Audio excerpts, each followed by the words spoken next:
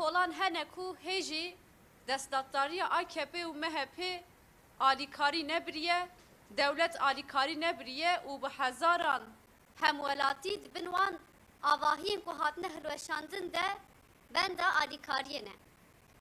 Bi vê yekê re ev 12 roje dewlet li holê tune ye lê deqa ku ertêş pêk hat Meclisa Ciwanan HDP bi pêşengtiya ciwanan da herîkî ew herema ertêş pêk hat alîkarî û piştgirî bir heremê.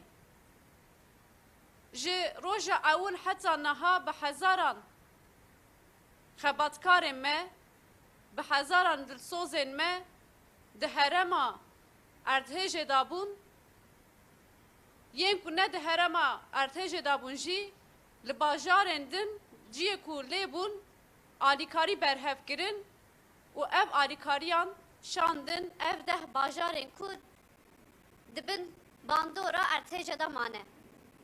Bi taybetî li Semsûrê, li Hatayê, li Maraşê û li Meletiyê em dizanin gerek avahî hatin hilweşandin gel neçarma û hemû gelê ku di wê ev çar bajaran da dijîn em dikarin bêjin ku di kolanan da şevê xwe dibihorînin. Li hemberî vê yekê HDP û Meclisa Ciwanan HDP ji deqa ewil heta niha bi gelê xwe re piştgiriya xwe mezin kir û hemû derfetên xwe seferber kir bi rihê seferbûnê ev piştgirî xonand. Lê bêtehamûlbûna AKP û MHPya li hemberî piştgiriya gel li hemberî civakbûnê careke din xwe da nîşandan.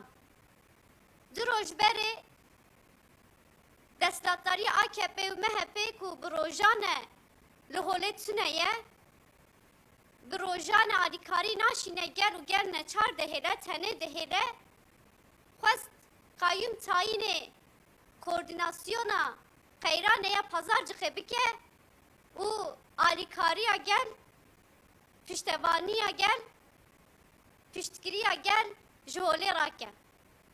Li hemberê vê yekê em ji bir careke din dubare dikin ku li ser piştevaniyê, li ser alîkariyê, li ser piştgiriyê qayyum tu carî nikare bêtayîn kirin. Em ê di nav gelê xwe da, dibin konê gelê xwe da û di kolanan da bi gelê xwe re li ber agir şeva xwe bikin roj û em ê çi dibe bila bibe ev piştgiriyê mezin bikin. Çawa ku ji deqa ewil heta niha em di kolanan da bûn bi gelê xwe re me piştgiriyê mezin dikir, ji niha pêva jî em ê bi gelê xwe re ev piştevaniya xwe mezin bikin. Em dizanin dewlet çawa neçarma û dewlet çawa dixwaze di şexsê destdaktariya AKP û MHP da vê qeyranê da jî dîsa berjewendiyên xwe bifikire û li gor berjewendiyên xwe polîtîkayê diyar bike. Betalkirina mekteban, betalkirina zanîngehan jî bi vê armancê ye. Em dizanin hemû wargeh îroj wekî girtîgehên vekirî ne. Desthilatdar dixwaze heta niha çawa ciwanan di van girtîgehan da hiştibe û di van girtîgehan da xistibe bin tesîra polîtîkayên xwe niha dixwaze hemû civakê ev wargehên ku weka girtîgehên vekirî hatine avakirin bi wê derê cih bike û têxe bin tesîra polîtîkayên xwe. û di heman demê da em vî tiştî jî dibînin ku armanca desthilatdar ew e ku ew bajarên ku lê ertêş pêk hatiye gelin wî bajarê koçber bike. Li hemberî vê yekê em dibêjin em xwedî li axa xwe derdikevin, xwedî li warê xwe derdikevin, xwedî li bajarê xwe derdikevin و ام devj axa xwe bernadin em koçber nabin. Li hember ew polîtîkayên desthilatdarî AKP MHP ku dixwaze hemû gel têxe girtîgehên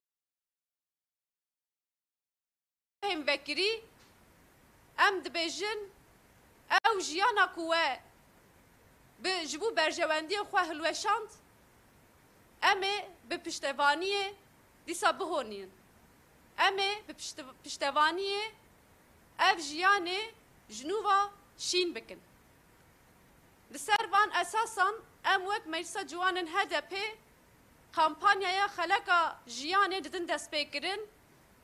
Dibin sîwana vê kampanyayê de em ê ew bajarên ku lê erdhêj pêk hat li herêma erdhêjê bi gelê xwe re piştevaniyê mezin bikin, alîkariya xwe xurt bikin û em ê jiyaneke nû ji nû ve şîn bikin.